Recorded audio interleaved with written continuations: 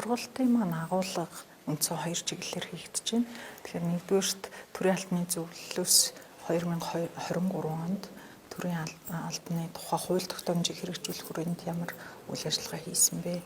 Төрийн албан хаагчийн бүртгэл мэдээлэл ямар түвшинд хүрсэн бэ гэдэг энэ тайлан танилцуулга. За хоёрдугаар хэсэг нь бол төрийн албан хаагчийн ёс зүйн тухай хууль тогтоомжийг хэрэгжүүлэхтэй холбоотой дэлгэрэнгүй мэдээллийг өгч байна. Ялангуяа энэ төрийн албан хаагчийн ёс зүйн тухай хууль тогтоомж маань өнгөрсөн онд хууль батлагдсанаас хойш хийж хэрэгжүүлж байгаа болон цаашид энэ хуулийг хэрэгжүүлэх хүрээнд ямар бодлого чиглэл дүрм журмыг баримтлах вэ гэдэг ийм танилцуулгуудыг хийж байна. Ёс зүйн тухай хууль маань 2023 онд батлагдсан. За энэс хойш гаргаж байгаа дүрм журмуудыг бид орон нутгийнхаа хэмжээнд тайлбарлан танилцуулах. За мөн цаашид баримтлах үйл ажиллагааны чиглэлийн талаар зөвлөгөө зөвлөмж өгөх ийм агуулгатай сургалтуудыг хийж байна.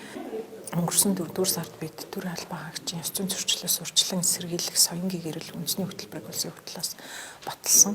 За энэ хөтөлбөр маань 2030 он хүртэл дунд хугацаанд байгууллага төрийн албан хаагч энэ төрийн албаны ёс зүйн тухай хуулийг хэрэгжүүлэх эрх бүхий субъектууд маань хэрхэн яаж ажиллах юм бэ? Бодлогын ямар өөрчлөлт хийх юм? Ёс зүйн хэм хэмжээ шаардлагыг биелэгжүүлэхтэй холбоотой одоогийн байгаа түвшнийг ахиулахтай холбоотой ямар бодлогын зорилтуудыг авч хэрэгжүүлэх вэ гэдэг ийм зүйл тусгагдсан байна.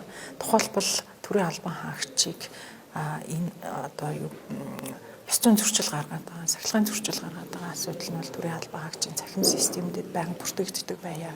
За төрийн албан хаагч маань альва нэг зөрчилд хамаарагдсан бол ёс зүйн хэм хэмжээ сардлага тооцогдсон бол цаашдаа бол энүүдээс урьдчилан сэргийлэх сургалт үйл ажиллагаанд хамрагдахаас гадна шатлан дэвшигтэн хүртэл бас тодорхой шаардлага, ёс зүйн шаардлагыг тавьдаг байх юм зүйлийг тусгагдсан байгаа. Тэгэхээр энэ маань бол бас үйл ажиллагаанд хууль дүрмээ мөрдөж ажилтдаг байх, хэм хэмжээгээс авдаг байх, ийм соёлыг хөтөвшүүлнэ гэсэн ийм зүйл байгаа. За мөн ёс зүйн байгууллага болгонд иргэдэд ёс зүйн дэд хороо байгуулж ажиллуулна. Энэ маань бол шинэ бүтэц биш. Орон хамт олонныхоо дундаас, албан хаагчдынхаа дундаас сонгож ажиллуулах ийм байгаа.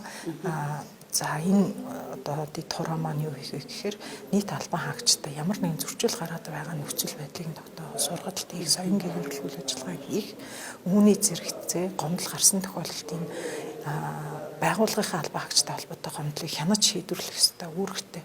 За энэ хянаж шийдвэрлэж байгаа байдал нь төдийлөн үр дүнтэй байна гэдэг шүүмжлэл өмнө нь бол гарч ирсэн. Тэгэхээр энэ дэд хороог шинээр үүргэжүүлж байгаа зүйл маань бол үйл ажиллагаа болгоно захим системд бүртгэе. Нэгдүгээрт, хоёрдугаарт энэ захим системд бүртгэсэн мэдээлэл нь бол тухайн шийдвэр гарсан, тухайн гомдлыг яаж шийдвэрлсэн талаарх мэдээлэл нь байнга хил тод мэдээлэгдэх ёстой. Ингэснээр бид иргэдийн гомдлыг, иргэд болон төрийн албан хаагчдын гомдлыг хянан шийдвэрлэж байгаа байдлын бие даасан байдал. За ямар нэгэн зөрчил гаргаад хариуцлага тооцогддоггүй байдал нь харьлах ийм боломж хүртнэ гэж ингэж харж байгаа.